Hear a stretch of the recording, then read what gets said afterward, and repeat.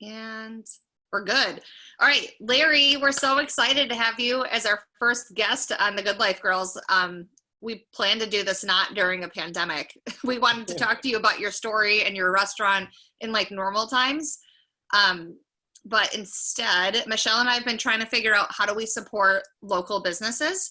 And when I texted you to ask like some tips on what we could do, your response was so damn good that I was like, what if Larry just comes on and we talk about this together so people can hear from you as someone who's like running a restaurant? Like, what's the best way that people who love it to eat your food can support you? Yeah, I mean, at the end of the day, we appreciate all the love and support. I think every restaurant would agree. A lot of people want to go out or try to grab food on the weekends. Like, I think you had texted me and saying, it'd be better if we spaced our love out and like try to order on the weekdays. I'm like, that's great. But some of us are also really, really busy on the weekdays, and it's just, we're trying to take and fulfill as many orders as we possibly can, because at the end of the day, our livelihoods are at stake. Right. If we can come out of this, I feel like there are a lot of establishments, bars, restaurants, small businesses that aren't going to survive. So I'm so nervous about that. Yeah, I think we're doing everything in our everything that we can do possibly to make sure that we do survive, and that our staff, everyone's taken care of, and that I told my staff this in a post on Monday when I was posting the schedule. I was like, our legacy as Basil Cafe will be defined by this period, this COVID-19 kind of period, right? The foundation for our second chapter, or whatever the next chapter is for Basil, is being laid right now. And so I was just basically thanking them for everyone coming in and working as hard as they possibly can, because it's a small skeleton crew, right? So I've got 3 people in the front answering phones, running credit cards, taking food out to the cars, maybe 4 people on a weekend, and I've got 4 people in the kitchen, and then me, right? Yeah. So it's like, and when you're cooking and it's intense for four straight hours, like it's super, super chaotic. So to get back to the question, how do people support restaurants and small businesses like this? Buy gift cards. That's a great idea. But for us, that's like a robbing Peter to pay Paul kind of scenario, right? Because you're going to buy these gift cards. So we're going to get this cash flow in now, but then you're going to redeem those gift cards later. So if 100 people buy these gift cards, and then in the course of, after this is all over, then like every day there's like 5 to 10 people that are redeeming these gift cards, we're not getting that income from them because we've already gotten the income from them. So, but it's a great idea, and it's a great gesture, and it obviously definitely doesn't go unnoticed. My biggest thing is don't use your gift cards now. You got people that are using them up, which is fine. I get it. And I think going out to eat at this time is a little bit of a privilege right now, because we're cooped up at home. Right. So I feel like if you're using your gift card now, you're getting a free meal. So, it's hurting the small business as opposed to helping us at the end of the day, because we're not getting that income coming in. We end up having to report that as a sale, and then we have to pay the sales tax on it when we do sales and use. So, gotcha. So that I would tend to not use gift cards, buy them, but not use them, and use them later. Know what you're going to order when you call. A lot of these places, I've talked to who's over at Sangria's, Sarah over at Sangria's. Oh, I love Sangria's. We have that giant 7-pound burrito right now. Can we talk about that for 1 second? It's so damn big. It's so huge. And then you got to get a margarita, a gallon of margarita to go with it. Like that's right. That makes sense. That is on my list. Them and Osario's. I can't stop dreaming about Osario's has this salad that is to die for. And I want a gallon of their specialty margarita so bad. Yeah. And, I think what's great is that when you look at all these restaurants and small businesses, they're trying to be innovative in the way that they're marketing and making things easier and accessible to the guests who want to support them. Right. Yeah. So, know your order. I think all these places have their menus online, and they have their menus accessible somehow. You have people asking questions, or are they well, can I just substitute this? And they're tweaking all the things, because I'm afraid that might be me. No, I think a lot of people, I get it if you dined with us before or dined at an establishment before, and you're like, okay, like what's good to eat? Like, well, what are your opinions or on this? And I understand that, but I feel like a lot of things can be answered if you can just do your own research before you call, Right. But a lot of people are calling and they're like, oh my goodness, I'm so thankful I was finally able to get in. I've been trying for all day. Like, how are you? They want to guys have like a doing? chit chat They want to conversation. have like a conversation. It's like, what gives me anxiety is when I'm on the phone trying to take an order and I hear that call waiting. Yeah. That signal in the background, right? And I'm like, that's another order coming in. So I'm trying to like rush through this process to get this order through so I can take the next call, And Right. then when we're on the phone, it's literally like 3 people and they're answering these phones nonstop for 3-4 straight hours, So it's like everyone's just trying to work as hard as they possibly can. Would it be better for people to call at different times? Like if someone called earlier in the day and was like, I want to get dinner, can I have it ready at like 6:30? Yeah. So that's what we've been trying to promote is if you can call. So I've got 2 people right now who are like, I want to place my order, but I want to pick it up tomorrow at whatever time, right? So we'll take orders. Can you keep that straight? Yeah. Oh, cool. It's been pretty good for us. We've got a pretty good system to organize it. So yeah, if you want to dine in at an establishment or you want to try to get takeout at an establishment on like Friday, call ahead and say, hey, can I place an order for pickup? At this time, they'll be more than willing to accommodate for you. Cool. So that's a good way to kind of prevent that log jam of like between prime time dinner and people wanting to place their order and call. Be ready with your credit card. So a lot of places are taking payment over the phone just to prevent contacts. So that's what we're doing. Okay. I can't tell you how many people are like, all right, I want to place an order. They'll go through the entire process and be like, oh, I need to grab my credit card. And then they spend another minute trying to figure out where their purse or their wallet is, fumbling. And then it's like, all of these phone calls that used to take a minute to 2 minutes, now we're taking 4 to 5 minutes, Yeah. And would you rather have cash or is a card okay? Card is fine. Cash is always king. So if you come and you want to pay cash, that's perfectly fine. If you need change, not an issue at all. But preferably if you just say, hey, keep the change, the rest is tip. That's great too. Tip well too. Yeah. Can we talk about tipping? Because I feel like the etiquette on this, I feel like I talk about this with people in normal times. Like when you're picking something up, do you tip? What are the rules? Michelle and I just talked about this the other day. So what's your take on like tipping? Well, my take on tipping, I always tip on takeout. Okay. That's me, but I'm in the industry, so I understand the process that goes through it. I'm the same way. I always, even before all of this, it was always tip on takeout because someone is prepping that food. Right. Because at the end of the day, I get it from a consumer's perspective, like, well, no one's serving the food to me. I'm not getting drinks. I'm not, no one has to clean up after me. So I get that perspective. But at the end of the day, someone still has to take the time to cook, pack it up for you, make sure you get it, right? Yep. So a lot of people have used the base of like 10%, like 5 to 10%, like I think that's good. Even $1, anything just to show that, hey, I'm thinking about the person who had to pack the food up, had to organize it, put it together logistically, get it to me, and then, I'm out the door for my convenience, right? Okay. I think those things are good to kind of keep in mind. And especially now when people are taking this extra time to take your order, take the payment over the phone, pack it up, take it out to the car for you. It's very surprising because we're not doing any signage. So we'll ask like, would you like to leave a tip at the end? And maybe some people find it uncouth to kind of say that or do that, but it's like, we're trying to save everyone time and prevent you from having to sign and then leave the tip or whatever. So the majority of people, I'd say 95% of the people are great. They'll leave a tip, couple bucks, whatever. Some of them will go above and beyond and they'll leave 10, 20. Some they'll even like tip the bill, which is great. But then there's that 5% who are like, no, thank you. And it's just like to the staff and everyone taking the order and whatever, that's like a slap in the face. Like we're working extra hard during this time, So it's like, all right, I get it.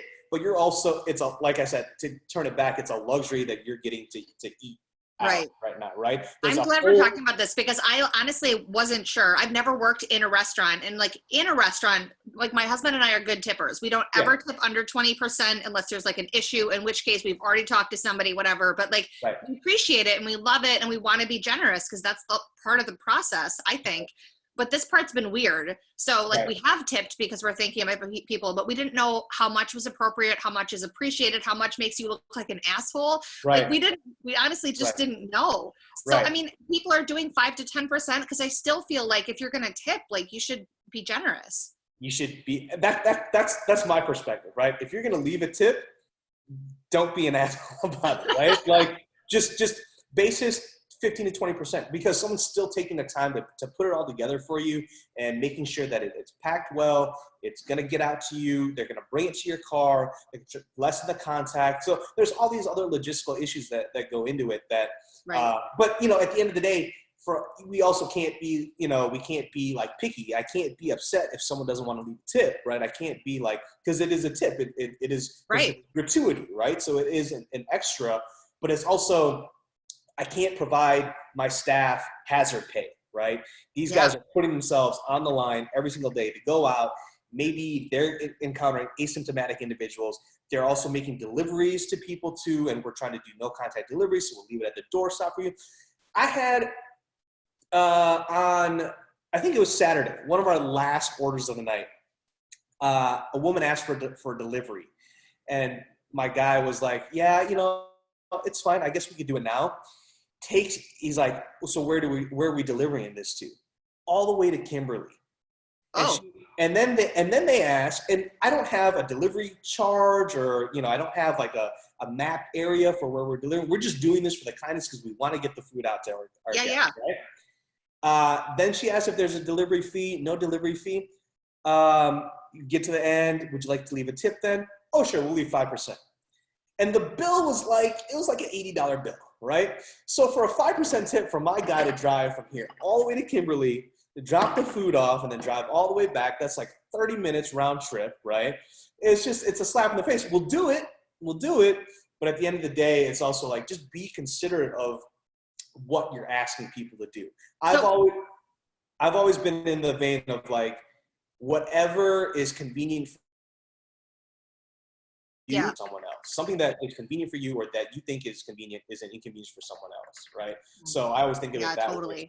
So I'm inherently just an over tipper, right? So takeout, whatever. I feel like we are too. I'm like always like, I mean, Bill and I are just really specific about it. We try really hard to be good. I mean, and to be real, like I obviously have eaten at Basil Cafe, like maybe more than the average person, because I like can't get enough of your food. It is my comfort food. And your staff knows me. Like I will come in and I'm like, I don't know if I want the red or the green curry. And they're like, no, you like the green. Like they know what I mean, of course we want to tip well and like thank them for taking such great care of us. I don't know. This is a hard time. Like I miss everybody. Are great tippers. You know, I don't think tipping is a massive issue. And like I said, it's like, even if you leave $1 at the end of the day, it's just consideration that everyone's working really, really hard during right. Right. Okay. Can we talk about something that's maybe a little bit awkward or controversial right now? Everyone's discussing the delivery services. So are you guys working with other parties, or is your team doing deliveries? How are you doing this? We are not. So delivery services, what most people don't know, a lot of people have signed up for delivery services, third-party delivery services like Uber Eats, Food Dudes, Postmates, Eat Street, all of them. Because they want to get the revenue in, right? They need those sales, right? Right. But what the consumer doesn't know is that the apps take up to 30% of those sales. What? So I refuse because in an industry where our profit margins are already only 10%, maybe on a good day. You're leaving money on the table if you work with. Yeah. I'm losing money on each of those orders. Yeah. And they market it as, oh, well, you can turn it off. You don't have to use our services all the time. Or, you know, we're getting your food to people who may not have the ability to come and pick it up or whatever. So we're providing you this great service, and it's a branding issue. And I get that. I totally get that. And maybe if I were a startup and we needed to brand and market better, Right. I would consider it, and I could take that loss. 30% feels like a lot. It's a lot. It's a massive hit. But for that could us, be food costs. Sometimes 30% is usually what you try to figure out your food costs to be. Pretty much, yeah. 30% is food costs and labor costs, and then your overhead. That's 90% of your revenue already, right? So 30% of that gone is kind of like, no, I can't do that. How do you survive? Yeah, exactly. But I understand in this climate where restaurants are using them because they want to get the revenue. They need to get those sales out. They need to stay afloat somehow, right? So then they'll cut the costs some other way. They'll cut labor costs employed, and then now you're running a more skeleton crew, and now you're more susceptible to messing up an order or things go wrong. On top of that, these third-party delivery apps, they don't know the menu and they don't know the questions that you ask. So I've had to send 3 cease and desist letters out to DoorDash, Postmates, Grubhub, and to Google, because Google is actually using, they were putting Grubhub and Postmates down as a delivery service on our Google business page, on our Google business listing. So I had to send cease and desist letters out to all of them. Finally got all of them removed. Postmates is removed from the Google business listing, but we're still on Postmates website to order from. So you'll have Postmates who'll come in and they'll try to place an order. And I'll give you a prime example of the person who's placing your order does not know the menu. So when you call and you say you want this, right, Postmates will then call us and try to place an order. They'll try to come in and place an order. I can't count how many times that someone who's come in and from Postmates that said, I want the red or green curry. Red or green? What do you mean you want the red or green curry? It's either red curry or green curry. And then they have to call the guest back, find out what they want, and then come back. And so it's just all this time that's wasted for the guest perspective too. Like they could have gotten their food already. Right? So I get the convenience of wanting to order through a third-party delivery app. But again, something that's convenient for someone else is an inconvenience for someone else, right? It's an inconvenience for us because they're also not tipping. So you, from a consumer's perspective, you're going to tip, and you're going to tip the delivery driver, right? But we're not going to get any portion of that. So you're taking a 30% loss. You get no tip. Exactly. And I did see somebody who complained about something because they didn't get exactly what they thought because someone didn't know the menu. Yep. And I was like, I get real salty, especially for my favorite establishments, when someone complains and like it's not. Yep. And then the restaurant is the one that gets the blame for it, right? Right. Like we're the ones who you know, we're getting shot as the messenger at that point because it's our fault. We didn't pack the food up right, or we didn't get the order right. And it's like, well, no, the third-party delivery system that you ordered from didn't get it right, right? So as great as these are, as great as convenience as these things offer, they do also come with a lot of, you know, other issues with it as well. So you guys are getting all your orders then from people who are just straight up calling you, who love you, who want to try your food. Are you getting people who are trying it from like word of mouth or like a recommendation? A lot. So a lot of reviews. So, you know, you have a good experience, leave a great review. So Kyle, where do you want people to leave reviews? Like, where's the best place to do that? Facebook or Google or? Facebook's great. The Fox Valley Restaurant Review, member of that page, that is almost like the lifeline and the bloodline for the industry here in the Valley. Prime example, Kyle Megna from Kyle Megna the Monsoons posted a photo of our Pad Thai burrito, our Pad Thai Rito. I know, I saw it, and I like can't stop thinking about it, and I don't even want to eat that, quite frankly. But like now, I'm like, if we need it. 200 plus likes, got a bunch of comments on it. The amount of Pad Thai Ritos that have gone up since that post, dramatic increase, right? So I showed my sister that post, and literally since then we've had at least like 5 to 10 more go out a day, and that's you know, amazing to think that just word of mouth and just leaving a good review like that can help boost a business. So circle back around, how do you help small businesses? Help them get the word out. Share their post, like their post, share their menu, whatever specials that they're promoting or whatever it is. Let them know about it. If you go and order from somewhere and you grab a meal, grab a drink or whatever, not only leave a review about it, but then, you know, make a personal post about it, right? Okay.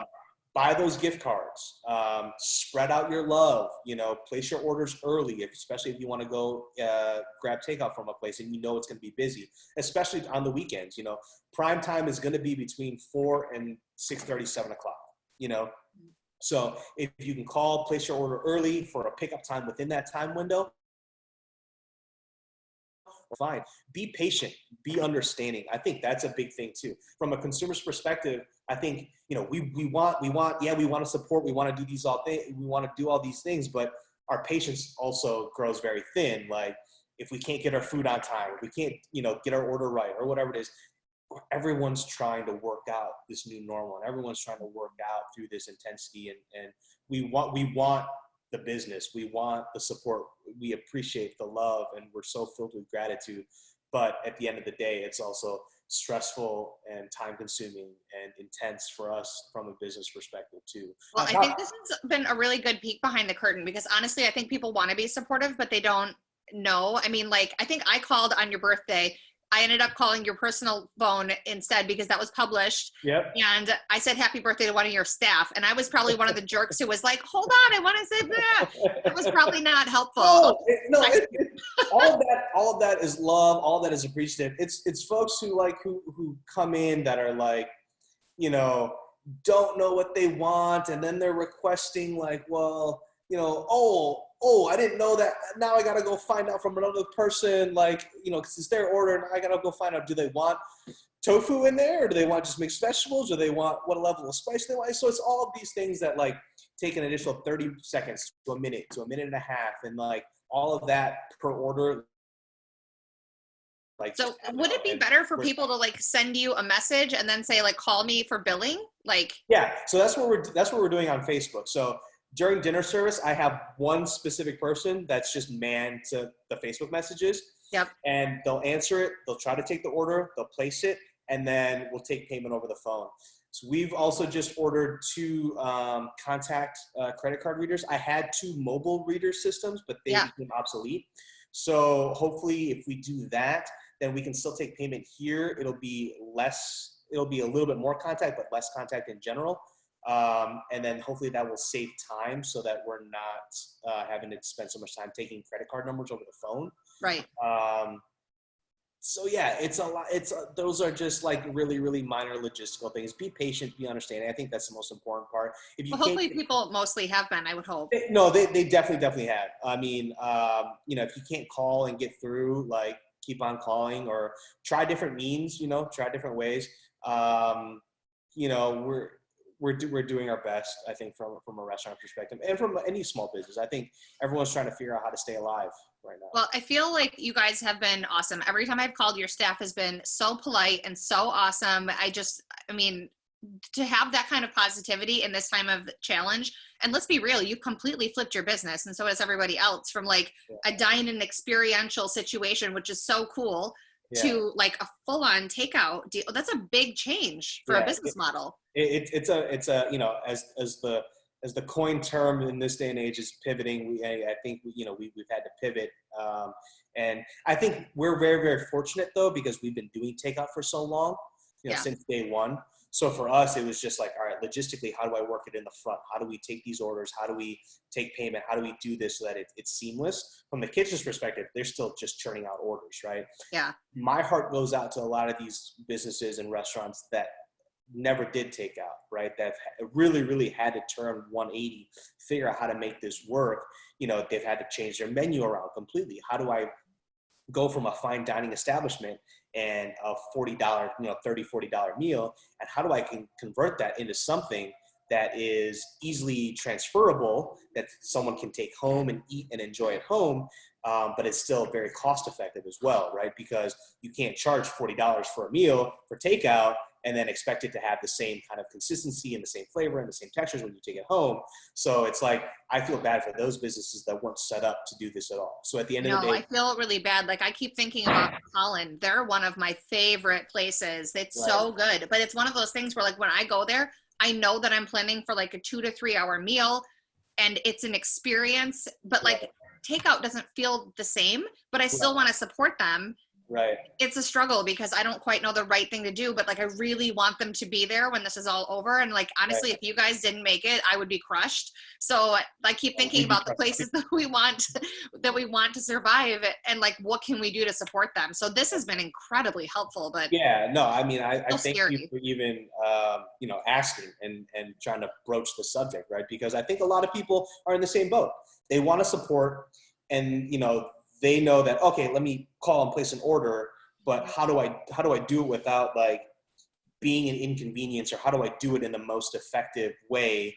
And how do I do it so that I can really, really support the business at the end of the day, that I'm not more of a burden, or I'm not causing more harm than I am anything else. I feel like I don't know. I'm dying. I can't stop thinking about the tilapia and green curry. That's like really all I want in my life right now. Yeah. And grape. Yeah, no, it's been great to see. We've had a lot of first timers too who have ordered takeout just because they've seen reviews, and so they wanted to try us out. So that's been wonderful. And to hear from a lot of our regulars who called to place takeout orders too. I mean, that means a lot to us that folks are thinking about us. I think at the end of the day, it's also letting these establishments know that you're thinking about them, you're caring about them, which is why the gift cards are always a nice gesture, right? Like, buy a gift card, we'll hold on to it for you, save it for when things kind of get back to normal and you all can come out to eat, and that's a really, really wonderful gesture as well. I love it. Well, I think we're definitely going to do that. Larry, thank you so much for being willing to come on and chat about this and help educate people. Like, I know it helped me a ton to feel more confident and like being ready and doing all the things. And I feel like I read on the internet like 2 years ago or 3 years ago, it was like, stop taking pictures of your food. And I bucked that trend because like, I can't help it. I take pictures of everything and I post all of it. And I'm glad I'm still doing it, because I honestly think that, like, you're right. Like Kyle and his burrito, everyone needs to be sharing that, doing that publicly in these restaurant groups, like share the love, spread the love. Cause that's honestly one of the things that I think is triggering people being like, okay, I got to order, I got to do this. I've got to. I want to say there's like 5 more restaurant groups that have popped up in the past month in terms of like who's offering curbside, who's doing this, not even review pages, just like publish menus and get the knowledge out there. But yeah, anything that you can do to help support a business, whether it be spread the word, purchase a gift card, order takeout, anything like that, it's all helpful, and it's all so appreciative, because like I said, every restaurant, every small business is just trying to figure out how to survive. I love it. I might need to take a road trip up to Appleton just to get some basil in my life. I've been trying to do like local because I know that that's the easiest down in Oshkosh. But I'm kind of tempted to be like, okay, I'm going to take a road trip up to Appleton just to get my own takeout, and might just need to message what are some good things that'll stand up the drive. Yeah, of course. Yeah, feel free to reach out. We greatly appreciate it. But obviously, support your local community. I mean, you've got great restaurants. You've got Beckett's down there. You've got Sakura. You've got Manila. You've got Calora's, Gardenia's, Ruby Owl, Chester V's. Chalice, my guy at Chalice, go support him. Oh, He's killing it. That's one of my friends from like kindergarten. I've known him. Right here. Yeah, I've known him forever. Is that where you got your Bloody Mary that was like for days, Michelle? Yes. Well, for one person, a Bloody Mary kit, like that lasted me like 5 or 6 Bloody Marys. For sure. Well, I'm not going to drink one like kit in a day. I could, but no, I wanted to have a brunch with it. And I thought, okay, I'll just get myself a kit. I didn't realize like it made substantial. So for one person, I think I got like 6 bloodies out of it. That's perfect. And that's great to hear, because Joe took over from the previous owner right at the end of January, beginning of February. So that's when I was just told by some friends last night who must be classmates of yours. Yeah. So I mean, I love Joe. I'm trying to get out there and spread the word and support him as much as I possibly can. Support your local brewers and distilleries, McFleshman's, Lion's Tail, Fifth Ward, any of these local mom and pop shops that you can support, go out and support. Are you selling their beer locally? Because you mentioned to me before we started recording that you are actually selling like beer and wine too, which is awesome because that saves people a trip. Yep. So we're doing a 6-pack mix and match of all of our beers. So we've got Lion's Tail, McFleshman's, obviously spotted cow, some Asian imports, but a lot of it super local. Potosi Lux, probably one of my favorite, like, you know, I love light that. laggers out there. Yeah, so 6-pack mix and match for $15. Not bad. Bottles of wine for $20, you know, so you can be a one-stop shop. You know, I've had a lot of our distributors who have called us too that have been like, oh, well, you could set up like a mini grocery store in your restaurant. And we're like, as much as like we could try to figure out creatively how to get those sales in, that's something that we don't want to do. We don't want to continue to expose our frontline staff already, you know, because they're already out there trying to, you know, bring food to guests and stuff like that. But, you know, it's another thought, you know, support your local grocery store, support your local, you know, everything you possibly can at this time. Yeah. I love it. Thank you so Yeah. much for the time, Larry. I heard Thanks your for phone ringing, having and I know me. you have orders on Facebook, so we don't want to keep you. But like, honestly, this has been wonderful. Thank you so much. Of course. Yeah. Appreciate it. Take care and be well, be safe. And we'll see y'all soon. Hopefully. You too. I'll message you my order so I don't take up too much time on the phone. Sounds good. All right. Take care. Take Bye. care. Stop.